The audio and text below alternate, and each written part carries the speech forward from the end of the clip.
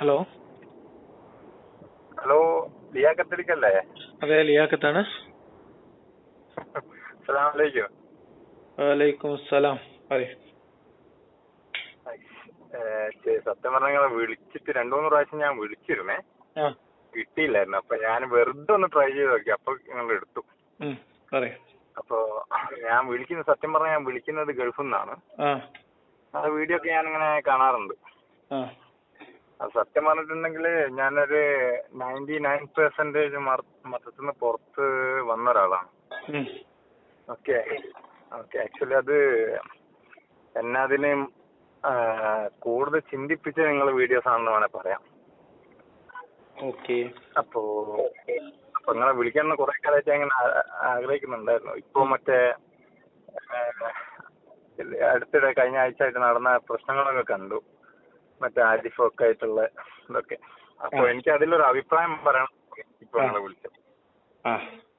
Actually ഞങ്ങള് ഇവിടെ ഗൾഫില്, ഞാൻ എന്റെ നാട്ടിലുള്ള ഏകദേശം 6 ആൾക്കാർ, ഞങ്ങൾ ഒരേ ചെറുപ്പം മുതലേ കളിച്ചു വന്ന ഒരേ ആൾക്കാർ ഈ ഗൾഫിലുണ്ട്. ഞങ്ങൾ ഒരു സറൗണ്ടിങ്ങിലായിട്ട്. ആദ്യം ഞങ്ങൾ സത്യം പറഞ്ഞിട്ടുണ്ടെങ്കിൽ ഈ ആരിഫിന്റെ, അതായത് കുറച്ച് വർഷങ്ങൾക്ക് മുന്നേ ആണ്. ഇപ്പൊ ഗൾഫിൽ വന്നിട്ട് കുറച്ചധികം വർഷമായി.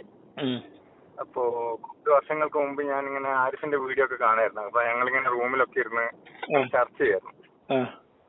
സത്യം പറഞ്ഞാൽ ആ സമയത്തൊക്കെ ആരിഫിന്റെ വീഡിയോ ആണ് കണ്ടു തുടങ്ങിയതെങ്കിലും പുള്ളിക്കാരനോട് ഭയങ്കര ദേഷ്യം ആദ്യം തോന്നിയത്.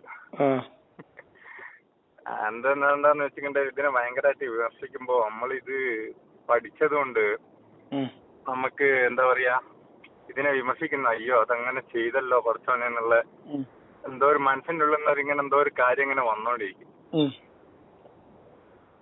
അപ്പൊ അത് കണ്ടിട്ട് പുള്ളിക്കാരനോട് നല്ല ദേഷ്യമായിരുന്നു. പുള്ളി പറയുന്ന കാര്യങ്ങളൊക്കെ ഉള്ളതാണെങ്കിലും സത്യം പറഞ്ഞിട്ടുണ്ടെങ്കിൽ അത് ആക്സെപ്റ്റ് ചെയ്യാൻ മനസ്സ് സമ്മതിച്ചില്ല. അത് പുള്ളിയുടെ ഒരു ശൈലി കൊണ്ടും കൂടെയാണ്. അപ്പോ പിന്നെയാണ് കുറച്ച് വർഷം, സത്യം പറഞ്ഞിട്ടുണ്ടെങ്കിൽ നിങ്ങൾ വീഡിയോ അപ്പൊ കാണാൻ തോന്നിട്ട് ഒരു 2-2.5 വർഷം ആ സമയത്താണ് നിങ്ങൾ വീഡിയോ കണ്ടുള്ളൂ. അപ്പോ കൂടുതലും ഈ എന്താ പറയാ, സാധാരണക്കാരനായിട്ടുള്ള ഒരു മുസ്ലിമിന് മനസ്സിലാക്കാൻ പറ്റുന്ന രീതിയിൽ, അക്സെപ്റ്റ് ചെയ്യാൻ പറ്റുന്ന രീതിയിൽ നിങ്ങളെ വീഡിയോ ഉണ്ടായിരുന്നു. അപ്പോ അത് ഞങ്ങൾ സത്യം പറഞ്ഞാൽ അത് ഞങ്ങൾ കുറച്ചുകൂടെ ഒന്ന് അതിലോട്ട് അട്രാക്റ്റീവ് ആക്കി. അപ്പൊ ഞങ്ങള് 6 ആളുകളും ഇങ്ങനെ എന്താ പറയാ ഡിഫറെന്റ് വീഡിയോ കണ്ടിട്ട് ഞങ്ങൾ ഇങ്ങനെ അതിരുന്ന് ചർച്ച ചെയ്യും, റൂമിലൊക്കെ ഇരുന്ന് ചർച്ച ചെയ്യും. അങ്ങനെ അതിനെ പറ്റിയൊക്കെ ചിന്തിച്ച് നോക്കുമ്പോ സത്യം പറഞ്ഞിട്ട് പോയി എത്തുന്ന ശൂന്യതയല്ല, ഉത്തരം കിട്ടുന്നില്ല. അപ്പൊ നമുക്കിത് മനസ്സിലായി തുടങ്ങി, ഇത് പണ്ട് പല ഉസ്താദുമാരും മറ്റു പല ആൾക്കാരും കൂടി നമുക്ക് ഇൻജക്ട് ചെയ്തതിന്റെ എന്താ പറയാ റിയാക്ഷൻ ആണ് ഇപ്പൊ വന്നോണ്ടിരിക്കുന്നത്. അപ്പോ അതിനുശേഷം ഞങ്ങളിപ്പോ പലരും പലതവണയായിട്ട് വിളിക്കാനൊക്കെ ശ്രമിച്ചിരുന്നു. ജോലിക്കാർക്കും കാര്യങ്ങളൊക്കെ കൊണ്ട് അങ്ങനെ പറ്റിയില്ല. അപ്പോ സത്യം പറഞ്ഞാൽ ഞാൻ നിങ്ങളെ വിളിച്ചത് ഞങ്ങൾ 6 പേരുടെയും റെപ്രസെന്റേറ്റീവ് ആയിട്ടാണ് വിളിക്കുന്നത്. ഞങ്ങളോടൊരു ബിഗ് താങ്ക്സ് പറയാൻ വേണ്ടി വിളിച്ചതാണ്. Thank you 6 പേരോടും. അപ്പോ 6 പേരെന്ന് വെച്ചാൽ സത്യം പറഞ്ഞിട്ടുണ്ട് 6 കുടുംബം മാറി. 6 പേരും മാരീഡ് ആണ്. ഞങ്ങളുടെ എന്റെ വൈഫും അവരുടെ വൈഫും ഒക്കെ ഈ വിശ്വാസികളൊക്കെ ആയിരുന്നു. അപ്പൊ ഇത് ആദ്യം ഞങ്ങൾക്ക് 6 പേർക്കിടയിൽ ഉണ്ടായിരുന്ന ചർച്ച പിന്നെ അത് 12 പേർക്കിടയിലോട്ട് ഇറങ്ങി.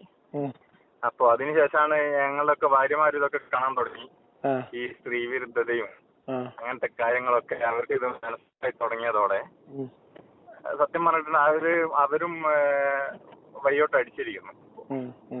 എന്നുവെച്ചാൽ അങ്ങനെ പൂർണ്ണമായിട്ടൊന്നും അല്ല കേട്ടോ, ഡ്രസ്സൊക്കെ ഇടും. പെട്ടെന്ന് നടക്കുന്ന കാര്യങ്ങളല്ല ഇതൊന്നും. ഇതൊക്കെ വളരെ പതിയെ മാത്രം സംഭവിക്കുന്ന കാര്യങ്ങളാണ്. സമയമെടുത്ത് ചിന്തിച്ച് ആലോചിച്ച്, കാരണം ഇത് വളരെ ചെറിയ പ്രായം തൊട്ട് കേറി കൂടിയതാണ് നമ്മളെ തലയില്. ഒന്ന് പറഞ്ഞാൽ നമ്മുടെ സെൽഫിന്റെ ഭാഗമാണ്.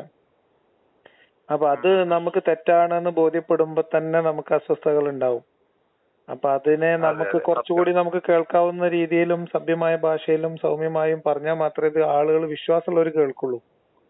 വിശ്വാസമുള്ളവർക്ക് ഇത് കേട്ടിരിക്കാൻ കഴിയണമെങ്കിൽ അറ്റ്ലീസ്റ്റ് അതിന്റെ ഭാഷാ ശൈലിയും അതിന്റെ പ്രയോഗങ്ങളും ഒരു മനുഷ്യന് കേട്ടിരിക്കാൻ പറ്റുന്ന കോലത്തിലായിരിക്കണം എന്ന് എന്റെ തീരുമാനത്തിന്റെ അടിസ്ഥാനത്തിൽ നമ്മൾ ഈ ഭാഷ സ്വീകരിക്കുന്നതാണ്. നമ്മള് ഈ ഒരു ശൈലിയല്ല. അപ്പൊ നമുക്ക് ദേഷ്യം ഉണ്ടെന്ന് വിചാരിച്ചിട്ട് നമ്മള് എന്തെങ്കിലും വിളിച്ചു പറയോ അല്ലെങ്കിൽ നമുക്ക് ഇഷ്ടമല്ലാത്തൊരു സംഭവമാണെന്ന് വിചാരിച്ചിട്ട് അടച്ചാക്ഷേപിക്കുകയോ ചെയ്യുന്നതിൽ ഒരു കാര്യമില്ലല്ലോ. അപ്പൊ അത് നമ്മൾ മനഃപൂർവ്വം ചെയ്യുന്നതാണ്. സത്യം പറഞ്ഞാൽ ഞാൻ പറഞ്ഞില്ലേ, എനിക്കൊക്കെ സത്യം പറഞ്ഞാൽ ആദ്യം ഭയങ്കര ദേഷ്യമായിരുന്നു. ഞാൻ ആദ്യമായിട്ട് ഈ കാണുന്ന, സത്യം പറഞ്ഞാൽ ഈ ഇൻസ്റ്റാഗ്രാമിലൊക്കെ ഷോർട്സ് ആയിട്ടാണ് ഈ വീഡിയോ ഞാൻ ആദ്യമായിട്ട് ഈ ആരിഫ് ഹുസൈൻ്റെ ഒക്കെ വീഡിയോ കാണുന്നത്. അത് ആദ്യം അത് കണ്ടപ്പോ എനിക്ക് ഭയങ്കര എന്താ പറയാ, ഭയങ്കര ഇസ്ലാമിനെ ഇങ്ങനെ വിമർശിക്കുന്നുണ്ടല്ലോ, അവരെന്താണ് ഇങ്ങനെ ഇതാക്കുന്നത്, ഭയങ്കര ദേഷ്യമായിരുന്നു. അള്ളാഹിനെ പറ്റി ഇങ്ങനെ പറയുന്നത്, മുഹമ്മദ് നബിനെ പറ്റി ഇങ്ങനെ പറയുന്നത് എന്നൊക്കെ ഭയങ്കര ദേഷ്യമായിരുന്നു എനിക്ക് ഇവരോട്. അത് പുള്ളിയുടെ ഒരു ശൈലി അങ്ങനെയാണല്ലോ, പുള്ളിയുടെ ഒരു ശൈലി അങ്ങനെയാണല്ലോ. അപ്പോ അത് പിന്നെ ഞാൻ സത്യം പറഞ്ഞിട്ടുണ്ട്, ഇതിൽ നിന്നൊക്കെ മൈൻഡ് ഫ്രീ ആക്കണം എന്ന് പറഞ്ഞു. അതിന്റെ ഇടയ്ക്ക് എന്റെ കല്യാണം വന്നു, മൈൻഡ് ഫ്രീ ആക്കണം എന്നുള്ള ഒക്കെ തീരുമാനം കൊണ്ട് ഞാൻ അതിൽ നിന്നൊക്കെ ഒരുപാട് വിട്ടു. മതം എനിക്ക് തീരെ ഇഷ്ടമില്ലാത്തൊരു വിഷയം എന്നുള്ള നിലയ്ക്ക് ഞാനത് മാറ്റിയെടുത്ത് പിന്നെയാണ് എനിക്ക് നിങ്ങളെ വീഡിയോ ഞാൻ കാണുന്നത്. അത് സത്യം പറഞ്ഞ യാദൃശ്ചികമായിട്ട് ഒരു സമയത്ത് ഇങ്ങനെ എന്റെ ഞാൻ സത്യം പറഞ്ഞിട്ടുണ്ട്, ഞാൻ ഒരു ഉമ്മാനെ വിളിക്കുന്ന ഒരു വീഡിയോ ഉണ്ടായിരുന്നില്ലേ, എന്റെ മോന് ഇങ്ങനെ നിസ്കരിക്കുന്നൊന്നുമില്ല നിങ്ങളെ വീഡിയോ കണ്ടിട്ട് എന്നൊക്കെ. സത്യം പറഞ്ഞ ആ വീഡിയോ കണ്ടപ്പോഴാണ് എനിക്ക് എന്താ പറയാ ഒരു 100% നിങ്ങളെ വിശ്വാസമായത്. കാരണം ആ കോള് തുടങ്ങുമ്പോ ഉള്ള ഉമ്മ അല്ല കോള് വെക്കുമ്പോ. അപ്പൊ എനിക്ക് സത്യം പറഞ്ഞിട്ട് അതിനെ ഭയങ്കരമായിട്ട് എഫക്ട് ചെയ്തു. അപ്പൊ ഞാനിങ്ങനെ കൂടുതൽ എന്തായി, എന്റെ വീട്ടിൽ നിന്നൊന്നും അങ്ങനെ ഇസ്ലാമികപരമായിട്ടുള്ള കാര്യങ്ങളൊന്നും അങ്ങനെ പഠിപ്പിക്കലൊന്നും ഇല്ലായിരുന്നു. നിസ്കരിക്കണം, നോമ്പ് വെക്കണം അങ്ങനെയൊക്കെ പറയുന്ന ഒരു ടിപ്പിക്കൽ മുസ്ലിം എന്നല്ലാതെ കൂടുതലൊന്നും പ്രഷർ ചെയ്യലൊന്നും ഇല്ലായിരുന്നു. പക്ഷേ ഞാൻ സത്യം പറഞ്ഞത് നിങ്ങളെ വീഡിയോ കണ്ടപ്പോ ഇസ്ലാമിനെ കുറിച്ച് കൂടുതൽ പഠിച്ചു. ആ ഉമ്മാനോട് പറഞ്ഞത് ഉമ്മ മനസ്സിലാക്കിയതൊക്കെ ഇതായി. സത്യം പറഞ്ഞിട്ടുണ്ട് എന്റെ ഉമ്മാക്കും അറിയാം. അപ്പോ എനിക്ക് ഞാനിങ്ങനെ ഉമ്മ അങ്ങനെ എനിക്ക് ഇടയ്ക്ക് ഇങ്ങനെ ഈ ഉസ്താദുമാരെ വീഡിയോ ഒക്കെ അയച്ചു തരും യൂട്യൂബിലെ. അപ്പൊ ഞാന് വാളുകള്, അതായത് ഈ എന്താ പറയാ, എല്ലാത്തിനും ഒരു വിധി ഉണ്ടല്ലോ നമ്മളെ മതത്തില്, എല്ലാ കാര്യങ്ങൾക്കും ഒരു വിധി ഉണ്ട് എന്നാ പറയാ. അപ്പൊ കൊറേ എന്താ പറയാ, കൊറേ വീഡിയോ അങ്ങനെ അയച്ചു തരുമ്പോ ഈ അടുത്ത് അങ്ങനെ ഒന്ന് അയച്ചു തന്നപ്പോ ഞാനിങ്ങനെ കൊറേ ചോദ്യം ഉമ്മാനോട് ചോദിച്ചു. ഖുർആൻ മലയാളത്തില് വായിക്കരുത് എന്നുള്ള എന്തോ ഒരു വീഡിയോ അങ്ങനെ അയച്ചു ആരോ പറയുന്നു. അപ്പൊ ഞാൻ ഉമ്മാനോട് ചോദിച്ചു, ഖുർആൻ മലയാളത്തിൽ വായിക്കില്ലെങ്കിൽ ഈ ഉസ്താദ്മാർക്ക് എങ്ങനെ മലയാളത്തിൽ അർത്ഥം കിട്ടിയെന്ന്. അപ്പൊ അത് ചോദിച്ചോടെ ഉമ്മാക്ക് സത്യം പറഞ്ഞ ഉത്തരം മുട്ടി. അപ്പൊ എന്നോട് ചോദിച്ചു, ഇനി എനിക്ക് ഏടണ ഇങ്ങനത്തെ കാര്യങ്ങളൊക്കെ കിട്ടും. ഞാൻ പറഞ്ഞു, നിങ്ങൾ മൊയ്ലാന്മാരെ കാണുന്ന പോലെ ഞാന് മൊയ്ലാന്മാരല്ലാത്ത ആൾക്കാരെയും കാണുന്നുണ്ട്. അങ്ങനെ എന്റെ അടുത്തൊരു ഖുർആൻ പരിഭാഷ ഒക്കെ ഉണ്ടായിരുന്നു. ഞാൻ ഖുർആൻ മലയാളത്തിൽ വായിച്ചിട്ടുണ്ട്, കുറച്ച് വർഷം മുന്നേ ആണ്, ഓർമ്മയില്ല അപ്പൊ. എങ്കിലും ഖുർആൻ ഫുള്ളായിട്ട് മലയാളം തർജിമ ഞാൻ വായിച്ചിട്ടുണ്ടായിരുന്നു. അപ്പൊ ഞാൻ അത് ഉമ്മാക്ക് അയച്ചു കൊടുത്തു. ഞാൻ ഇത് വായിച്ചു നോക്കി, ഇതിൽ കുറെ എന്ന കാര്യങ്ങളൊക്കെ പറയുന്നുണ്ട്. അപ്പൊ അപ്പഴാണ് എന്റെ ഉമ്മാക്ക് ഇത് മനസ്സിലാകുന്നത്, ഇങ്ങനെയുള്ള കാര്യങ്ങളൊക്കെ ഇതിലുണ്ട് എന്നുള്ളത്. ഞാൻ കുറെ സ്ക്രീൻഷോട്ട് ഒക്കെ എടുത്ത് ഇങ്ങനെ അയച്ചു കൊടുത്തു. അപ്പൊ അതിനുശേഷം മൂപ്പത്തി എന്താക്കാറില്ല, പ്രഷർ ചെയ്യാറില്ല. മറ്റിങ്ങനെ പറയായിരുന്നു, നിസ്കരിക്കണം, ദുആ അതാക്കണം എന്നൊക്കെ. ഇപ്പൊ ഞാനിങ്ങനെ ഓരോ തവണ ഞങ്ങൾ ഇപ്പൊ ഇടക്കിടക്ക് വിളിച്ച് എന്തൊക്കെ സംസാരിച്ചു തുടങ്ങിയാലും ചില സമയത്ത് അവസാനം ഇതിലോട്ട് എത്തും. ഇപ്പൊ എന്നോട് പറയും ഉറക്ക് കിട്ടുന്നില്ല എന്ന് പറഞ്ഞ എന്നോട് പറയും ഒരു സൂറത്ത് ഓതി കിടന്നാ മതി. അപ്പൊ ഞാൻ അത് വെച്ച് എന്താ അങ്ങനെ ഓരോ കാര്യത്തിൽ നമ്മളിങ്ങനെ പറഞ്ഞു സത്യം പറഞ്ഞിട്ടുണ്ടെങ്കിൽ ഇപ്പൊ വീട്ടിലൊക്കെ അറിയാം എനിക്കിപ്പോ വലിയ വിശ്വാസമൊന്നുമില്ല. പക്ഷെ പ്രശ്നമൊന്നുമില്ല, ആർക്കൊന്നും കുഴപ്പമൊന്നുള്ള കേസൊന്നുമല്ല. നമ്മളെ നാട്ടിലും എന്താ പറയാ അങ്ങനത്തെ അറിഞ്ഞാലൊന്നുള്ള പ്രശ്നമൊന്നുള്ള കേസൊന്നുമല്ല. പ്രത്യേകിച്ച് നമ്മളെ നാടൊരു കമ്മ്യൂണിസ്റ്റ് ബേസ് നാടാ. അല്ല, പൊതുവെ ഇപ്പോഴത്തെ ഒരു കണ്ടീഷൻ അനുസരിച്ച് ഇപ്പൊ ഒരാൾക്ക് വിശ്വാസം ഇല്ല എന്ന് അറിയുമ്പോഴത്തേക്ക് ബഹളം ഉണ്ടാവുന്ന കാലമൊക്കെ കഴിഞ്ഞു. ഇപ്പോ അത് വളരെ പേഴ്സണൽ ആയിട്ടുള്ള ഇമോഷണൽ കാര്യങ്ങളിലേക്കൊക്കെ ഒതുങ്ങിയിട്ടുണ്ട്. ഫാമിലി മാറ്റർ ഒക്കെ ആയിട്ട് നിൽക്കും. പബ്ലിക്കായിട്ട് പറയാൻ തുടങ്ങുമ്പോഴാണ് എതിർപ്പും കാര്യങ്ങളൊക്കെ വരിക. പബ്ലിക്കായിട്ട് ഇപ്പൊ നമ്മൾ വല്ല വീഡിയോ ചെയ്യുക, വിമർശനം പറയുക, ഫേസ്ബുക്കിൽ എഴുതുക, അങ്ങനെയൊക്കെ ചെയ്യുമ്പോൾ ചെറിയ പ്രശ്നങ്ങളൊക്കെ പതിയെ വന്ന് തുടങ്ങും.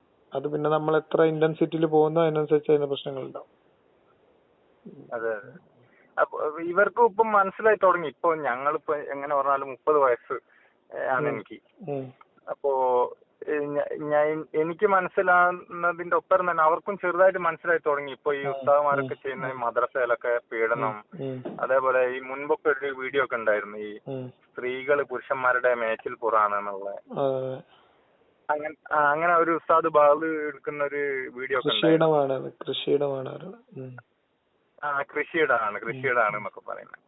അപ്പൊ അങ്ങനെയൊക്കെ പറയുന്ന ഉമ്മയൊക്കെ ഇങ്ങനെ എന്റെ വീട്ടിലിരുന്ന് ഇങ്ങനെ യൂട്യൂബ് കാണും. ആകെ ഫോണില് യൂട്യൂബും വാട്സപ്പും പിന്നെ അതൊക്കെ ഉള്ളൂ. അപ്പൊ അതൊക്കെ ഇങ്ങനെ കാണുമ്പോ എന്നോട് ഇയാൾ എന്തൊക്കെ പറയുന്നതെന്നൊക്കെ എന്നോട് ഇങ്ങനെ ചോദിക്കും. കള്ള അറാത്ത് പണ്ടത്തെ ഉസ്താദുമാര് ഇപ്പത്തെ ഉസ്താദുമാരൊക്കെ തോന്നിയാസാ പറയുന്നതെന്നൊക്കെ. അപ്പൊ ഇങ്ങനെ പറയൂ. അപ്പൊ മുപ്പത്തിക്ക് തന്നെ കുറെ ഒക്കെ അറിയാ വിളിക്കും. പക്ഷെ എന്താണെന്നറിയോ, ഒരു ധൈര്യം കിട്ടുന്നില്ല അവർക്കൊന്നും. എന്താ പറയാ, പൂർണ്ണമായിട്ട് അങ്ങോട്ട് ഒഴിവാക്കാനും പൂർണ്ണമായിട്ട് ആക്സെപ്റ്റ് ചെയ്യാനുള്ള ഒരു ധൈര്യം ഇല്ല. അപ്പൊ ഞാനിങ്ങനെ വിളിച്ചതിന്റെ ഒരു പ്രധാന ഉദ്ദേശം പ്രധാന ഒരു ഉദ്ദേശം അതുകൂടിയാണ്. അപ്പൊ ഇത് മനസ്സിലാക്കി തുടങ്ങിയാൽ എല്ലാവർക്കും മനസ്സിലാവുന്നുണ്ട്. ഇത് മനസ്സിലാവുന്ന രീതിയിൽ പറയുമ്പോ ഇപ്പൊ ഞാനായിക്കോട്ടെ, എന്റെ പെണ്ണുമ്പിള്ള, എന്റെ വൈഫായാലും പുള്ളിക്കാരത്തിക്കൊക്കെ കാര്യങ്ങൾ മനസ്സിലാവുന്നുണ്ട്. അത് ഇപ്പൊ ഇതിൽ നിന്ന് പുറത്ത് വന്നിട്ടുണ്ടെങ്കിൽ അതിലൊരു 75% ഞാൻ ക്രെഡിറ്റ് നിങ്ങൾക്ക് തരും. കാരണം മനസ്സിൽ അങ്ങനെ ഉണ്ടല്ലോ. ആ ക്രെഡിറ്റിലല്ല കാര്യമുള്ളത്. അതായത് നമ്മള് ഓരോ ആൾക്കാർ ഇപ്പൊ നമുക്കത് മെഷർമെന്റ് ചെയ്യാനൊന്നും പറ്റൂലല്ലോ. ഞാൻ ചോദിക്കുന്നത് എല്ലാത്തിനും അതിന്റേതായിട്ടുള്ള ഇമ്പാക്ട് ഉണ്ടാവും. പക്ഷെ നമ്മള് ഞാനും സ്വീകരിക്കുന്ന ഒരു വഴി എന്താ വെച്ചാൽ, വിശ്വാസികളെ സംബന്ധിച്ച് അവർക്ക് കേൾക്കാവുന്ന പരുവത്തിൽ നമ്മൾ സഹനീയമായ രീതിയിൽ കൊടുക്കുക എന്ന് പറയല്ലോ. മറ്റേതെന്ന് വെച്ചാല് അവര് മുഖം തിരിച്ചു കളയും, ചെവി തിരിച്ചു കളയും. നമ്മൾ എന്താ പറയണെന്ന് പിന്നെ അവർക്ക് കേൾക്കണ്ടാത്തൊരവസ്ഥ വരും. കാരണം കേൾക്കാൻ കഴിയാത്ത അവസ്ഥ വരും. അതൊന്നും പാടില്ല. ആസിഫ് ഹുസൈനെ വിളിക്കാൻ ട്രൈ ചെയ്തിട്ടുണ്ടായിരുന്നു. 1-2 തവണ ഞാൻ ട്രൈ ചെയ്തു. പിന്നെ ഈ പുള്ളി എന്താ പറയാ, പുള്ളി കുറച്ച് ഹാർഷായിട്ടായത് എന്താ പറയാ റിപ്ലൈ. അങ്ങനല്ല, എന്താ പറയാ, അതിൽ കുറച്ച് നർമ്മവും എന്താ പറയാ, കുറച്ച് എന്താ പറയാ ചീത്തയോ അങ്ങനത്തെ കാര്യങ്ങളൊക്കെ, അതൊന്നും എനിക്ക് അത്ര അങ്ങോട്ട് ആക്സെപ്റ്റ് ആവില്ല. പുള്ളി പറയുന്ന കാര്യങ്ങളൊക്കെ കറക്റ്റ് ആണെങ്കിൽ പറയുന്ന രീതി അങ്ങോട്ട് ആക്സെപ്റ്റ് ആവില്ല. അങ്ങനെ ഒരു കാര്യം ഇതില് മെയിൻ ആയിരുന്നു. അതുകൊണ്ടാണ് ഞാൻ നിങ്ങളെ വിളിച്ചത്.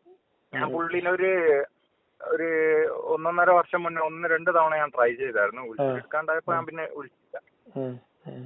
അങ്ങനെയായിരുന്നു അത്. അപ്പൊ എനിക്ക് നിങ്ങളോട് പറയാനുള്ള ഒരു സജഷൻ എന്താന്ന് വെച്ചാല്, നിങ്ങൾ ഇതൊന്ന് എന്താ പറയാ, അടുത്തൊരു സ്റ്റെപ്പ് ചിലപ്പോ നിങ്ങളുടെ പ്ലാനിൽ അത് ഉണ്ടാവും. എങ്ങനെയാണെന്നുള്ളത് എനിക്കറിയില്ല. ഈ സാധാരണക്കാരായ ആൾക്കാർ, ഇപ്പൊ എന്നെ പോലുള്ള ചെറുപ്പക്കാരാണെങ്കിലും, ഈ ഇതിന്റെ ആഴത്ത് ഇന്ന ആയത്ത് ഇന്നതാണ് മീൻ ചെയ്യുന്നത്, ഇത് വിരുദ്ധമാണ് എന്ന് അതെനിക്ക് മനസ്സിലായതാണ് ഞാൻ സത്യം പറഞ്ഞാൽ ഇതിൽ നിന്ന് വിട്ടുവന്ന്. മനസ്സിലായി. ഞാൻ ആ രീതിയിൽ കുറച്ചുകൂടി വീഡിയോ ചെയ്താൽ, അതായത് ഇപ്പൊ എനിക്കിപ്പോ എന്റെ ഉമ്മാക്കൊക്കെ അയച്ചു കൊടുത്താൽ ഇത് ശരിയാണല്ലോ എന്ന് എനിക്ക് തോന്നുന്ന തരത്തിലുള്ള വീഡിയോ ഒക്കെ നിങ്ങൾ ചെയ്താൽ കുറച്ചുകൂടെ ഒരു എന്തായിരിക്കും ഒരു റിസൾട്ട് ഉണ്ടാക്കാൻ പറ്റുന്ന എനിക്ക് തോന്നുന്നു. അറിയത്തില്ല. ശരിയാ. നമുക്ക് ഷോർട്ട് വീഡിയോകളൊക്കെ, ചെറിയ വീഡിയോകൾ ചെയ്യുന്നത് നല്ലതാണ്. ഖുർആൻ ക്ലാസ് ഇപ്പൊ ജബ്ബാർ മാഷൊക്കെ എടുക്കുന്നുണ്ട്. ഖുർആൻ അതിന്റെ വിശദാംശങ്ങളൊക്കെ ആയിട്ട് ജബ്ബാർ മാഷിന്റെ ഒരു ഖുർആൻ ക്ലാസ് പരമ്പര നടക്കുന്നുണ്ട്. അപ്പൊ ഖുർആനിന്റെ വചനങ്ങളും വീഡിയോ ഞാൻ സത്യം പറഞ്ഞാല് കണ്ടൊക്കെ നോക്കിയിരുന്നു. പക്ഷെ ജബ്ബാർ മാഷിന്റെ വീഡിയോ എന്താണെന്നറിയില്ല, മുഴുവൻ ഒരു കേട്ടിരിക്കാനുള്ള ആ ഒരു ഫ്ലോ ഉണ്ടല്ലോ, അത് കിട്ടുന്നില്ല. അത് ഈ ഖുർആൻ ക്ലാസ് ആകുമ്പോഴുള്ള ഒരു പ്രശ്നമാണ്. ക്ലാസ്സുകൾ കേൾക്കാന് പൊതുവെ ആൾക്കാർക്കൊരു അത് പണ്ട് അങ്ങനെയാണ്. ഞാൻ മദ്രസയിൽ 9ാം ക്ലാസ് വരെ പഠിച്ചിട്ടുണ്ടായിരുന്നു. നോക്കാം, നമുക്ക് ഈ രീതിയിലുള്ള വീഡിയോകൾ, ഷോർട്ട് വീഡിയോകളൊക്കെ നമുക്ക് ചെയ്യാം. ഖുർആൻ വാക്യങ്ങളും ഒക്കെ അത് നമുക്ക് ചെയ്യാൻ പരിഗണിക്കാം. എനിക്ക് 1-2 സംശയങ്ങളും ഉണ്ടായിരുന്നു നിങ്ങളോട് ചോദിക്കാൻ. ഞാനൊരു ബുക്കിൽ എഴുതി വെച്ചിരുന്നു. സത്യം പറഞ്ഞാൽ ഈ ബുക്ക് ഞാൻ എടുത്തില്ല. ഞാൻ പുറത്ത് ഡ്രൈവിംഗ് അല്ല. ഇപ്പൊ ഒന്ന് ഞാൻ ചോദിക്കട്ടെ നിങ്ങളോട്. ഇപ്പൊ നമ്മളെ ഇസ്ലാമികപരമായിട്ട് ആദ്യമായിട്ട് ഭൂമിയിൽ ഇറങ്ങിയിരിക്കുന്ന ആദം നബിയും ഹവ്വാ ബീവിയാണ് എന്റെ അറിവ്. അപ്പോ അവരാണല്ലോ നമ്മളെ പിതാമഹന്മാര്. അപ്പൊ അങ്ങനെയാണ് കഥയെങ്കിൽ അങ്ങനെയാണെങ്കിൽ ഈ ആദം നബിക്കും ഹവ്വാ ബീവിക്കും ഉണ്ടായ മക്കൾ ആരായിരിക്കും കല്യാണം കഴിച്ചിട്ടുള്ളത്? അത് ഇസ്ലാമിന്റെ കഥ കുറച്ച് വ്യത്യാസമാണ്. ബൈബിളിന്റെ കഥയിൽ അതിൽ ചില വ്യക്തതകളുണ്ട്. ഇസ്ലാമിന്റെ കഥയില് ഹാബേലും കാബീലും ആണല്ലോ. ഹാബീലും കാബീലും ഇവര് 2 ആൺകുട്ടികളാണ്. ഇവർ 2 ആളും ഓരോരോ സെപ്പറേറ്റ് പ്രസവങ്ങളിലാണ്. അപ്പൊ ഈ ഓരോ പ്രസവത്തിലും ഓരോ പെൺകുട്ടികൾ കൂടി ട്വിൻസ് ആണ് വന്നത്. ഇതിന്റെയൊക്കെ ഈ 2 ആൺകുട്ടികളുടെ കൂടെ ഓരോ പെൺകുട്ടികൾ ജനിച്ചിരുന്നു. എന്നിട്ട് ഈ 2 പെൺകുട്ടികൾ ഇപ്പൊ ആദ്യത്തെ പ്രസവത്തിൽ ആൺകുട്ടിയും പെൺകുട്ടിയും, രണ്ടാമത്തെ പ്രസവത്തില് ആൺകുട്ടിയും പെൺകുട്ടിയും. അപ്പൊ ഇവര് മാത്രമാണ് ഒറ്റ പ്രസവത്തിൽ ഇരട്ടകൾ മാത്രമേ സാഹോദര്യമുള്ളൂ. അപ്പൊ മറ്റേ പെൺകുട്ടീനെ കല്യാണം കഴിക്കാലോ. അതായിരുന്നു അന്നത്തെ ലോജിക്ക്. അങ്ങനെയാണ് അല്ലാതെ അഡ്ജസ്റ്റ് ചെയ്ത് കൊടുത്തത്. അതായത് ആദ്യത്തെ 2 പെൺകുട്ടീനെ കല്യാണം കഴിച്ചു, രണ്ടാമതിൽ ഉണ്ടായ ആൺകുട്ടി ആദ്യത്തിലെ പെൺകുട്ടീനെ കല്യാണം കഴിച്ചു എന്നാണ് കഥ. ഇസ്ലാമിലുള്ള അതെ. അന്നത് പ്രശ്നം ഉണ്ടായിരുന്നില്ല, അന്ന് അള്ളാഹ്ക്ക് വേറെ ഓപ്ഷൻ ഉണ്ടായില്ല എന്നൊക്കെ പറഞ്ഞത് അത് പറഞ്ഞു കേട്ടോ. ഖുറാനിലൊന്നുമില്ല. ഇതൊക്കെ കഥകൾ, ഇതൊക്കെ കിസ്സകളാണല്ലോ. അല്ല, ഞാൻ സത്യം പറഞ്ഞിട്ടുണ്ടല്ലേ, ഞങ്ങളെ കൂട്ടത്തിലൊരു, അതായത് ഞാനീ പറഞ്ഞ 6 പേരിലല്ല, അല്ലാണ്ട് ഞങ്ങളുടെ കൂട്ടത്തിലൊരു ഈ പുള്ളി ചെറുപ്പത്തിൽ ഈ യത്തീംഖാനയിൽ വളർന്ന പുള്ളിക്ക് ഉപ്പയില്ല. അപ്പൊ ദാരിദ്ര്യം കൊണ്ട് ദാരിദ്ര്യം കൊണ്ട് ഉസ്താദായി എന്ന് വേണമെങ്കിൽ പറയാം. അപ്പൊ ട്രെൻഡായിരുന്നു നമ്മുടെയൊക്കെ ചെറുപ്പത്തിൽ, അങ്ങനെ കാര്യങ്ങൾ ഉണ്ടായിരുന്നു. അതായത് പഠിക്കാൻ ബുദ്ധിമുട്ടുള്ള, ഇപ്പൊ സ്കൂളിൽ മാർക്കില്ലാത്തവര്, 5-ലോ 6-ലൊക്കെ 2-3 തവണ തോൽക്കുന്നവര്, ഇങ്ങനെയൊക്കെ പള്ളി ദർസ് കൊണ്ടാക്കും. പിന്നെ ഈ സാമ്പത്തിക ബുദ്ധിമുട്ടുള്ളവര് യത്തീംഖാനയിൽ കൊണ്ടാക്കും. അതെ അതെ. ഞാന് ഈ എന്താ പറയാ, ഫുട്ബോള്, അതായത് പഠിത്തത്തിനേക്കാളും കൂടുതൽ ഫുട്ബോളും കളിച്ച് നടക്കുന്ന ഒരു ആളായിരുന്നു. അപ്പൊ അത് ഇവരെ കണ്ണിൽ ഭയങ്കര ഞാൻ സമയത്ത് നിസ്കരിക്കൂല, ഫുട്ബോൾ കളിച്ച് നടക്കണം, അത് ഭയങ്കര കുരുത്തക്കേടായിരുന്നു എന്റെ ഉപ്പാന്റെ ഉമ്മാന്റെ ഒക്കെ മെന്റാലിറ്റിയിൽ. അന്നത്തെ എന്റെ ഉപ്പാപ്പയും ഉമ്മാമയൊക്കെ ഭയങ്കര വിശ്വാസമായിരുന്നു. അപ്പൊ അവരും പറഞ്ഞു കൊടുത്തായിരുന്നു, ഇങ്ങനെ ധരിച്ചാ പോരാ, പഠിച്ചവനെ പേടിയില്ല, അള്ളാനെ പേടിയില്ല, ഓനെ ഇങ്ങനെ ദാർസലാമല അല്ല മറ്റേ ദർസിൽ കൊണ്ടാക്കണം, അങ്ങനൊക്കെ പറഞ്ഞായിരുന്നു. പക്ഷെ അന്നെന്തോ ഭാഗ്യത്തിന് ഉമ്മ ആരോ സമ്മതിക്കാത്തോണ്ട് പോയില്ല. അപ്പൊ ഇവൻ അങ്ങനെ പോയതായിരുന്നു. അപ്പൊ ഇവനോട് ഞങ്ങൾ ഇങ്ങനെ കുറെ സംശയങ്ങളൊക്കെ ചോദിക്കും. പക്ഷെ ഇവൻ അതിന് എന്താ പറയാ, യെസ് ഓർ നോ ക്വസ്റ്റ്യൻ ചോദിച്ചാൽ പോലും ഇവര് വേറെന്തൊക്കെയോ എടുത്തു കൊണ്ടുവന്ന് വേറെന്തൊക്കെയോ ആക്കിയിട്ടൊക്കെ അതിന് മറുപടി പറയാം. നേരിട്ട് ഉത്തരം പറഞ്ഞാൽ ഇന്നത്തെ കാലത്ത് ഉത്തരം പറയാൻ അവർക്ക് തന്നെ ഒരു വൈക്ലബ്യാണ് ചില കാര്യങ്ങൾ ചോദിക്കുമ്പോ. എങ്ങനെയാ ഇത് പറയാന്ന്. അതായത് ഈ മുഹമ്മദ് നബി ഇപ്പൊ കല്യാണം കഴിച്ച കേസ്, 6 വയസ്സുകാരിനെ കല്യാണം കഴിച്ച് എന്ന് പറയുമ്പോ അത് തെറ്റാണ്, അത് പാടില്ല എന്നങ്ങ് പറഞ്ഞാല് അത് കഴിഞ്ഞു. പക്ഷെ ഇവരത് അങ്ങനെ പറയുന്നില്ല. അത് തെറ്റാണ്, തെറ്റെന്ന് പറഞ്ഞ അതാണ് നബിക്ക് തെറ്റ് പറ്റിയാൽ കഴിഞ്ഞില്ല ഇസ്ലാമിന്റെ കഥ. അതാണ് ഈ പ്രശ്നേ. ഇപ്പൊ അടിമത്തം തെറ്റാണെന്ന് ഇവർക്ക് അറിയാറ്റൊന്നല്ല. അടിമത്തം തെറ്റാണെന്ന് പറഞ്ഞാല് കഥ കഴിയും. കാരണം മുഹമ്മദ് നബിക്ക് അടിമകൾ ഉണ്ടായിരുന്നു. മുഹമ്മദ് നബി അടിമനെ വാങ്ങിയിട്ടുണ്ട്, വിറ്റിട്ടുണ്ട്, എക്സ്ചേഞ്ച് ചെയ്തിട്ടുണ്ട്. അപ്പൊ തെറ്റായ ഒരു കാര്യം, അല്ലെങ്കിൽ ഇപ്പൊ ഇനിയിപ്പോ ആ കാലഘട്ടം എന്ന് പറയാൻ പറ്റില്ല. കാരണം എല്ലാ കാലത്തേക്കുള്ള മനുഷ്യർക്കുള്ള ഉത്തമ മാതൃകയാണല്ലോ. അപ്പൊ എങ്ങനെയാണ് ഇപ്പൊ നമ്മളുടെ ഇപ്പോഴത്തെ നമുക്ക് ഇപ്പോഴും മാതൃകയാക്കണല്ലോ. അങ്ങനെ വരുമ്പോ അടിമക്കച്ചവടം ചെയ്ത ഒരാളെ നമുക്ക് മാതൃകയാക്കാം. അതുകൊണ്ടാണ് ഇവരിത് തെറ്റാണ് സമ്മതിക്കാത്തത്. ഒരബദ്ധം പറ്റി എന്ന് പറഞ്ഞാൽ കഴിഞ്ഞു, കഥ കഴിഞ്ഞില്ലേ. കാരണം മുഹമ്മദ് നബിനെ കുറിച്ച് പറയുന്നത് പ്രവാചകനാണെന്ന് മാത്രമല്ല, പുള്ളിയുടെ വാക്കും പ്രവൃത്തി അള്ളാഹുവിന്റെ വഹിയിൽ നിന്ന് ഉള്ള ഇതിന്റെ അടിസ്ഥാനത്തിൽ മാത്രമാണെന്നാണ്. അതായത് ജിബ്രീൽ ആകെ ഇറക്കിയിരിക്കുന്നത് മുഹമ്മദ് നബിന്റെ വേണ്ടി മാത്രല്ലേ. അതെ, ജിബ്രീല് നബിക്കാണ് അവസാനം ഇങ്ങനെ വഹിയും കൊണ്ടൊക്കെ വന്നത്. വേറെ ആർക്കെങ്കിലും വഹിയും കൊണ്ട് ഇറക്കിയിട്ടില്ലല്ലോ. അതിനുശേഷം ഇറക്കിയിട്ടില്ല. പക്ഷെ നബിയുടെ മരണത്തിന് ശേഷം ഇവരെ അബൂബക്കർ സിദ്ദീഖ് റളിയല്ലാഹു ഖലീഫ ആയതും പിന്നെയുള്ള വേറെ എന്തൊക്കെയോ കാര്യങ്ങളൊക്കെ ഈ നമ്മുടെ ഈ ഹദീസിലൊക്കെ പറയുന്നുണ്ടല്ലോ. അപ്പൊ അതൊക്കെ എങ്ങനെ വന്നതാണ്? അത് ചരിത്രം എന്നുള്ള രീതിയിലാണ് അത് റിപ്പോർട്ട് ചെയ്യുന്നത്. സഹാബിമാര് പറഞ്ഞു, അത് മിക്കവാറും ഈ നബി പറയുന്നതായിട്ട് ഞാൻ കേട്ടു എന്നൊക്കെ പറഞ്ഞിട്ട് പിന്നീടുള്ള കുറെ സംഭവങ്ങളൊക്കെ അതിനകത്തുണ്ട്. ഖലീഫമാരുടെ കാലത്തും അതിനുശേഷം അല്ലല്ല, അത് ഹദീസിലാണുള്ളത്. ഖുർആനിൽ അങ്ങനെ കൺഫ്യൂഷൻ ഉള്ള ഒരു ഭാഗം ഉണ്ട്. അത് നമുക്ക് പിന്നെ ഒരു ദിവസം സംസാരിക്കാം. കാരണം അതായത് എനിക്ക് മുഹമ്മദ് നബി ചോദിച്ചത് മരിച്ചു അങ്ങനെ ഒരു കിടക്കുന്ന സംശയം ഖുർആൻ വായിച്ചപ്പോ തോന്നിയിട്ടുണ്ടായിരുന്നു. മുഹമ്മദ് കാരണം നബി അത് മരിച്ചു കറക്റ്റ് ഞാൻ കിടക്കുമ്പോഴേ മലയാളം ഉമ്മർ സമ്മതിക്കാതായ സമയത്ത് അബൂബക്കർ ഒരു ഖുർആനായത്ത് ഓതി കൊടുക്കണ്ടത് എവിടുന്ന് കിട്ടിയതെന്നുള്ള കാര്യത്തിൽ ചില സംശയങ്ങളുണ്ട്. അതെ അതെ അതെ അത് തന്നെ. അത് നമുക്ക് അത് ഞാൻ സെപ്പറേറ്റ് പറയാം. കേട്ടിട്ടുണ്ടായിരുന്നു അവിടെ. അതെ, അപ്പോ എനിക്ക് ഭയങ്കര ഒരു സംശയമായിരുന്നു. ഞാൻ ഈ ഖുർആൻ മലയാളം തർജ്ജിമ വായിച്ചപ്പോ കറക്റ്റ് അതിൽ നിന്ന് മനസ്സിലാവുന്നുണ്ട് അതൊരു മൂന്നാമതൊരാള് എഴുതിയതാണ് എന്നുള്ളത്. അതിലിപ്പോ അങ്ങനത്തെ പല വചനങ്ങളും ഉണ്ട്. അതായത് അള്ളയും പല വചനങ്ങളും കണ്ടപ്പോ എനിക്ക് തോന്നി ഇത് നബിക്ക് നുബുവത്ത് കിട്ടുമ്പോഴാണ് ഖുർആൻ ഇറങ്ങിയെങ്കിൽ അതിനുശേഷമുള്ള എല്ലാ ജീവിതകാലം മുഴുവൻ വരെയുള്ളതാണ് എന്നാണ് ഉസ്താമാര് പറയുന്നത് ഖുർആൻ. അങ്ങനാണെങ്കിൽ അതിന് മുൻപുള്ളതും ദിനോസറുകളും അതിനുശേഷം വരാൻ പോകുന്ന കാര്യങ്ങളൊക്കെ വേണ്ടല്ലേ എന്നൊക്കെ ഉള്ള സംശയങ്ങള് ഒക്കെ കൊണ്ടാണ് ഇങ്ങനെ എന്താ പറയാ മുർത്തതായത് ഇപ്പൊ സത്യം പറഞ്ഞാൽ. കാരണം ആ ഖുർആൻ വായിച്ച സത്യം പറഞ്ഞ ഒരുപാട് പേടിപ്പിക്കുന്ന കാര്യങ്ങളുണ്ട്. പിന്നെ ഒരുപാട് പേടി കുറച്ച് ദിവസം ഉണ്ടാവുള്ളൂ. ആ പേടിയൊന്ന് പോയി കഴിഞ്ഞാൽ പിന്നെ കഴിഞ്ഞു. ആ നരകപ്പേടി മരണപ്പേടി പിന്നെ തമാശ.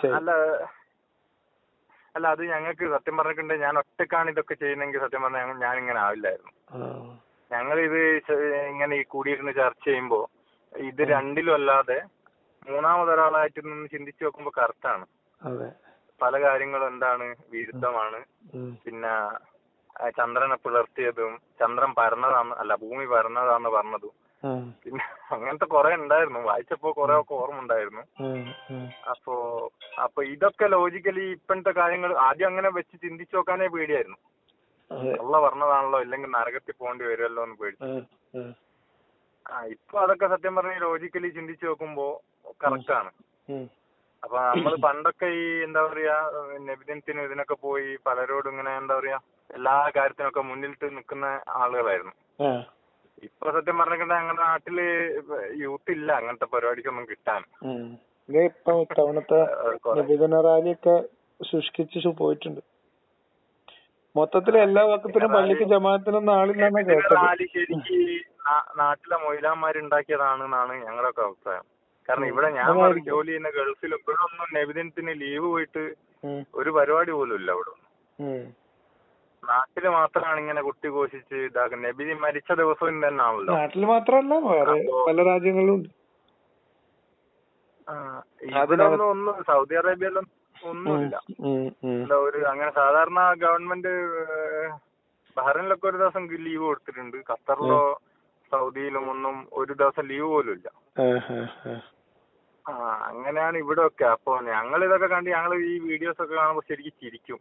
ഈ നാട്ടുകാരെ ബുദ്ധിമുട്ടിച്ച് റോഡും ബ്ലോക്ക് ആക്കി ഈ പരിപാടികൾ നടത്തുന്ന ഇതൊക്കെ നാട്ടിലെ ഓരോ മൊയ്ലാന്മാര് ഉണ്ടാക്കിയ പരിപാടികള്. അതൊക്കെ നന്നായി മനസ്സിലായി വരുന്നുണ്ട് ആൾക്കാർക്കൊക്കെ. ഒരുപാട് ഞാൻ ഈ 5 കൊല്ലം മുന്നേ ചിന്തിച്ച ആ സമയത്തൊന്നും ഞാൻ മാറിയിട്ടുണ്ടെങ്കിൽ ഇങ്ങനെ 100 ആയിരക്കണക്കിന് ആൾക്കാർ മാറിയിട്ടുണ്ടാവും. പിന്നെ നമ്മള് വിളിക്കുന്ന ആൾക്കാർ വളരെ കുറവായിരിക്കുമല്ലോ. അതെ അതെ അതെ അതെ. പിന്നെ എനിക്ക് നിങ്ങളോട് ചോദിക്കാനുള്ള ഒരു കാര്യം എന്താ വെച്ചിട്ടുണ്ടെങ്കിൽ ഈ അതെന്നോട് മറന്നുപോയി. ഖുർആൻ വായിച്ചപ്പോ അതില് അത് ഒരു വേറൊരാള് അതായത് പ്രവാചകനോ അല്ലെങ്കിൽ നബി അള്ളാഹു അല്ലാതെ വേറൊരാളെ എഴുതിയതായിട്ട് നിങ്ങൾക്ക് തോന്നിയിട്ടുണ്ടായിരുന്നോ? ഇതില് പലതും മിക്സഡ് ആണ്. മുഹമ്മദ് നബി പറഞ്ഞതിന്റെ അടിസ്ഥാനത്തിൽ എഴുതിയത് എന്നുള്ളത് തന്നെയാണ് പ്രബലമായിട്ടുള്ള അഭിപ്രായം. അതല്ലാത്ത ആ ഉദ്ദേശത്തിലല്ലാത്ത വാചകഘടനയിലുള്ള കുറെ സാധനങ്ങളൊക്കെ അതിനകത്തുണ്ട്.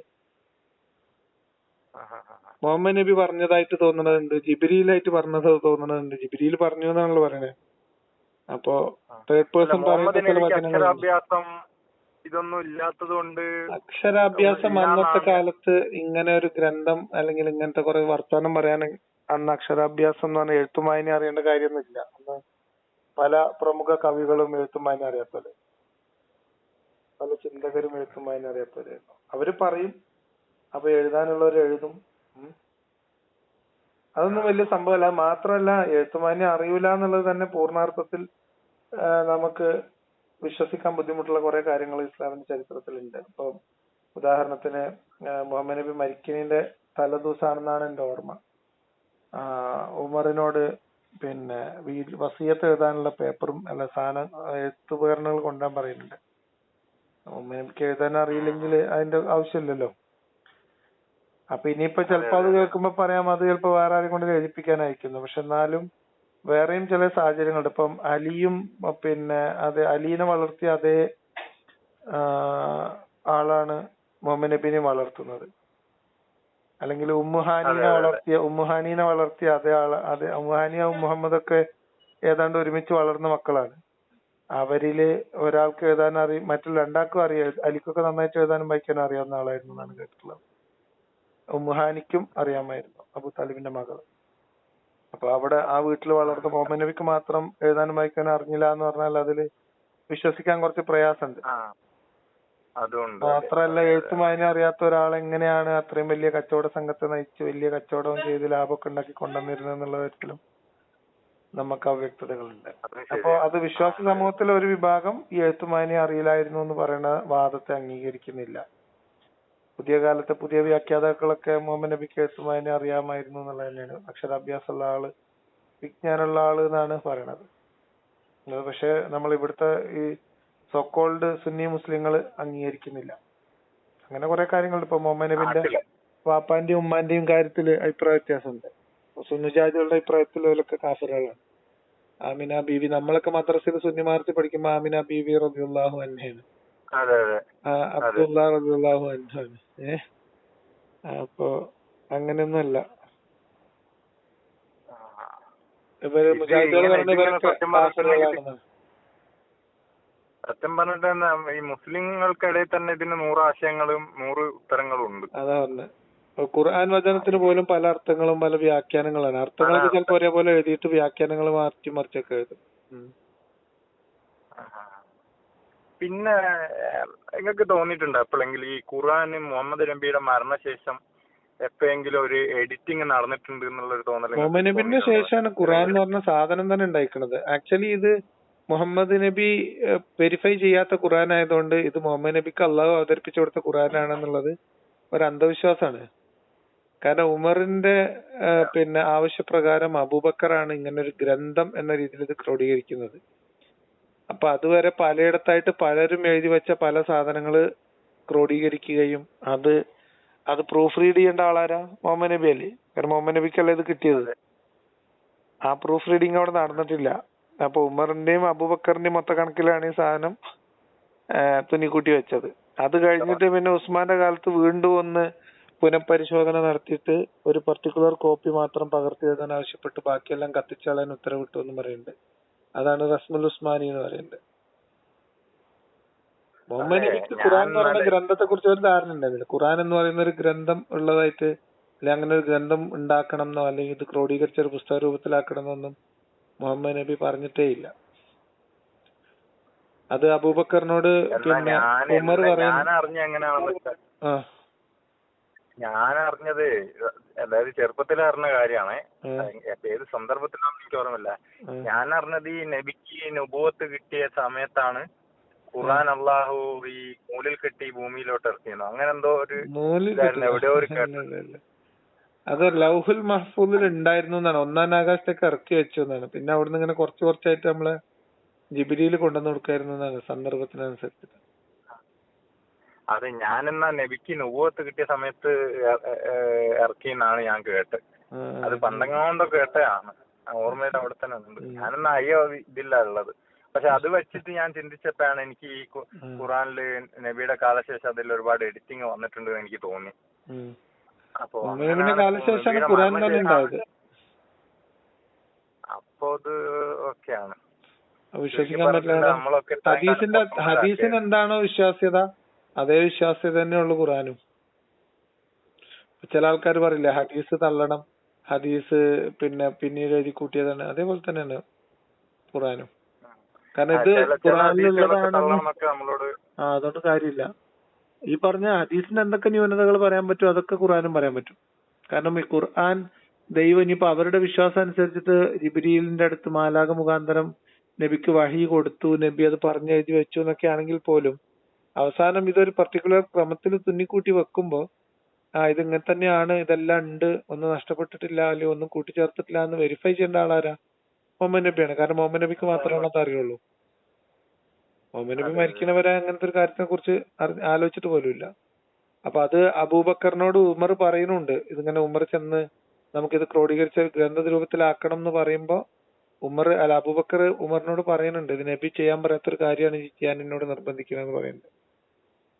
അപ്പൊ അതിൽ നിന്ന് തന്നെ ആ കാര്യങ്ങളൊക്കെ പറഞ്ഞിട്ടുണ്ടെങ്കിലേ ഇതൊന്നും ഇവിടുത്തെ ഈ സാധാരണക്കാരായിട്ടുള്ള മുസ്ലിംസിന് ഇതൊന്നും അറിയത്തില്ല. അറിയില്ല. അല്ലല്ല. അപ്പൊ അതാണ് ഞാൻ നിങ്ങളോട് ഈ വിഷയം ഈ വിഷയത്തിലൊക്കെ ഞാൻ വീഡിയോ ചെയ്തിട്ടുണ്ട്. ചെറിയ വീഡിയോകൾ, ഷോർട്ട് വീഡിയോകളാണ് റീൽസിലൊക്കെ പോവുക. അപ്പൊ അതൊക്കെ നമുക്ക് ആലോചിക്കാം. കൂടുതലും ഇൻസ്റ്റഗ്രാമിലൊക്കെ ഇങ്ങനെ ഈ ജനറലി ഉള്ള ആൾക്കാരെ സ്വാധീനിക്കാനേ ഈ കോൾ ഇങ്ങനത്തെ ഇതിനും ലൈവിനൊക്കെ എനിക്ക് തോന്നുന്നു അത് കുറച്ചുകൂടെ മനസ്സിലായി, എന്താ പറയാ, എഫക്റ്റീവ് ആണെന്ന് തോന്നുന്നുണ്ട്. ആയിക്കോട്ടെ, അത് നമുക്ക് പരിഗണിക്കാം സമയത്തിനനുസരിച്ചൊക്കെ. ഓക്കെ, എന്തായാലും നിങ്ങൾ വിളിച്ചാലും സംസാരിച്ചാലും സന്തോഷം. എന്തായാലും നിങ്ങളിത് റെക്കോർഡിങ് യൂട്യൂബിൽ ഇടല്ലേ? കേട്ടെ ആൾക്കാർ ഇട്ടോ. ശരി. അപ്പൊ എല്ലാരോടും അന്വേഷണം പറയും. ആയിക്കോട്ടെ. അപ്പൊ എല്ലാരോടും ഞാൻ പറഞ്ഞത് ഇവിടുന്ന് ഗൾഫിന്ന് ഇവിടെ സൗദി അറേബ്യ അത് പല ഉദ്ദേശത്തിലുള്ള ആൾക്കാർ എന്നോട് സലാം പറയാം. അപ്പൊ ഞാൻ എല്ലാരോടും മടക്കും. അതില്ല, ഇത് ഇവിടെ ഹിന്ദുക്കളായാലും മുസ്ലിങ്ങളായാലും ഇവിടെ ഈ അറബ്സിന്റെ ഇവര് വന്നിട്ട് അസ്സലാമു അലൈക്കും എന്നും പറഞ്ഞാ വന്ന് വരിക. അങ്ങനെ അവരോട് മടക്കി സലാം മടക്കി അതൊരു ശീലമായിപ്പോയി. അങ്ങനെ ഇപ്പം അതൊന്നും മതപരമായിട്ട് പറയുന്നല്ല. ഒരു പീടിക കയറി പോയിക്കിന്റെ സലാം പറഞ്ഞില്ലെങ്കിൽ ആ അറബികളെ ഒരു നോട്ട അവിടെ. അല്ല, ഇവരെ ഇപ്പൊ ഈ ഇവര് ഭയങ്കര പാവങ്ങളായി അറബ്സ്. അപ്പൊ ഇവരെ ഈ കാലത്ത് തന്നെ പറ്റിക്കാൻ ഭയങ്കര എളുപ്പം. അപ്പൊ നമുക്കൊക്കെ ഇപ്പൊ മനസ്സിലാവുന്നുണ്ട് ആ കാലത്ത് എങ്ങനെയൊക്കെ പറ്റിക്കാൻ പറ്റുന്നതാണ്. ടെക്നോളജി ഒക്കെ ഇങ്ങനെയും ഇത്രയും മുകളിലെത്തിയ ഇക്കാലത്ത് വരെ ഒരു ഭയങ്കര വിശാല മനസ്കരും അതേപോലെ ഭയങ്കര പാവങ്ങളും. എല്ലാരും അല്ല കേട്ടോ, എല്ലാരും ഭയങ്കര ആൾക്കാരും. അപ്പൊ ഇവരെ പറ്റിക്കാൻ ഭയങ്കര എളുപ്പം. പ്രത്യേകിച്ച് ഈ ഒമാനി അറബികളും. ഞാൻ ഈ ഗൾഫിന്റെ എല്ലാ ഒമാനിലും ഖത്തറിലും സൗദി അറേബ്യയിലാണ് ഒക്കെ വർക്ക് ചെയ്തിട്ടുണ്ട്. അപ്പോ ഒമാനിയിലെ അറബികളും അതേമാതിരി ഈ സൗദി അറേബ്യയിലെ അറബികൾ ചില സ്ഥലത്തൊക്കെ ഉള്ളത് മഹാ അബദ്ധം അറബ്സാണ്. മഹാ അബദ്ധം എന്ന് വെച്ചാൽ നമ്മളെ ഇന്ത്യക്കാരൊന്നും ഒന്നല്ല. ഈ നോർത്ത് ഇന്ത്യൻസ് അങ്ങനെ അതിനേക്കാളും കഷ്ടമായിട്ടുള്ള അറബ്സ് ഇവിടെ ഉണ്ട്. പക്ഷെ അതിനേക്കാളും ഈ മക്കത്ത് മദീനത്ത് അങ്ങനത്തെ ചില സ്ഥലങ്ങളിലൊക്കെ നല്ല പാവങ്ങളായിട്ടുള്ള അറബ്സ് ഉണ്ട്. നമ്മൾ എന്ത് പറഞ്ഞാലും ഇവര് വിശ്വസിക്കും. അപ്പൊ ഈ കാലത്ത് അവരെന്തെങ്കിലുമൊക്കെ പറഞ്ഞ ഒരുപാട് ആൾക്കാർ പറ്റിക്കുന്നുണ്ട്. അപ്പൊ ഈ കാലത്ത് ഇങ്ങനെ പറ്റിക്കാൻ പറ്റുന്നുണ്ടെങ്കിൽ ആ കാലത്തൊക്കെ എന്ത് പറ്റിക്കാൻ പറ്റും. മുഹമ്മദ് നബി നല്ലൊരു ബിസിനസ്സുകാരനായിരുന്നു. എന്തായാലും നല്ലൊരു പൊളിറ്റീഷ്യൻ ആയിരുന്നു. ആയിക്കോട്ടെ, പൊളിറ്റീഷ്യനായിരുന്നു. അതെ, അങ്ങനെ പറയാം. ഓക്കെ, നിങ്ങള് സന്തോഷം. യാത്ര മുന്നോട്ട് തന്നെ പോട്ടെ എന്ന് ആശംസിച്ചു. ശൈലി ഒരിക്കലും മാറ്റരുത്. മറ്റുള്ളവർ ആര് പറഞ്ഞാലും വിശ്വസിച്ച ഒരാളെ നമ്മളിതൊന്നും അങ്ങനെ യാദൃശ്ചികമായിട്ട് സ്വീകരിക്കുന്ന ഒരു ശൈലിയല്ല. നമ്മളിതൊക്കെ ഓരോ കാര്യത്തിനും അതിന് കൃത്യമായിട്ടുള്ള ഉദ്ദേശ ലക്ഷ്യങ്ങൾ ഉണ്ടല്ലോ. നമ്മളിത് എന്തുകൊണ്ട് എങ്ങനെ പറയണം എന്ത് പറയണം എന്നുള്ളതിനെ കുറിച്ച് നമുക്ക് നല്ല ധാരണയുണ്ട്. അപ്പൊ അത് മറ്റുള്ളവരെ ഇളകുന്ന സാധനമൊന്നുമല്ല. Don't worry. ഞാൻ എന്റെ വൈഫിനൊക്കെ ചില വീഡിയോ ഒക്കെ അങ്ങനെ ലിങ്ക് അങ്ങ് ഷെയർ ചെയ്ത് വെക്കും. അപ്പൊ ഇങ്ങനെ ഒരു തവണ ആരിഫിന്റെ വീഡിയോ ഇങ്ങനെ അയച്ചു കൊടുത്തപ്പോ അതില് ഞാൻ ഫുള്ള് കണ്ടില്ലായിരുന്നു സത്യം പറഞ്ഞാൽ. അതിൽ കുറെ തെറിയൊക്കെ ഉണ്ടായിരുന്നു. അപ്പൊ അവള് അതിന്റെ പേരിൽ എന്താ പറയാ ഇതാക്കൊക്കെ ചെയ്ത്. അപ്പൊ നിങ്ങളെപ്പോഴും നിങ്ങളെ ശൈലിയില് നിങ്ങളതൊക്കെ വന്നാല് ഞാൻ അങ്ങനെ തന്നെ അയച്ചു കൊടുക്കും. അങ്ങനെ കുറെ ആൾക്കാരുണ്ട് എനിക്കറിയുന്നവരെന്നെ. എന്റെ എന്തെങ്കിലും നമുക്കിപ്പം ഒരു ചില കിതാബൊക്കെ വായിക്കുമ്പോ ചില പ്രശ്നങ്ങൾ വരാൻ സാധ്യത ഉള്ളതാണെങ്കിൽ ഞാൻ വീഡിയോയുടെ തുടക്കത്തിൽ തന്നെ പറയും ഇന്ന് ഹെഡ്സെറ്റ് യൂസ് ചെയ്യണം. കാരണം നമ്മള് ഫത്തുൽ മുഈനൊക്കെ വായിക്കുമ്പോൾ ചിലപ്പോൾ ചില വാക്കുകൾ പറയേണ്ടി വരും. അപ്പൊ അതൊക്കെ നമ്മള് മുൻകൂട്ടി തന്നെ അത് പറയാറുണ്ട്. ഓക്കെ, എന്തായാലും നമുക്ക് വിളിക്കാം. Thank you.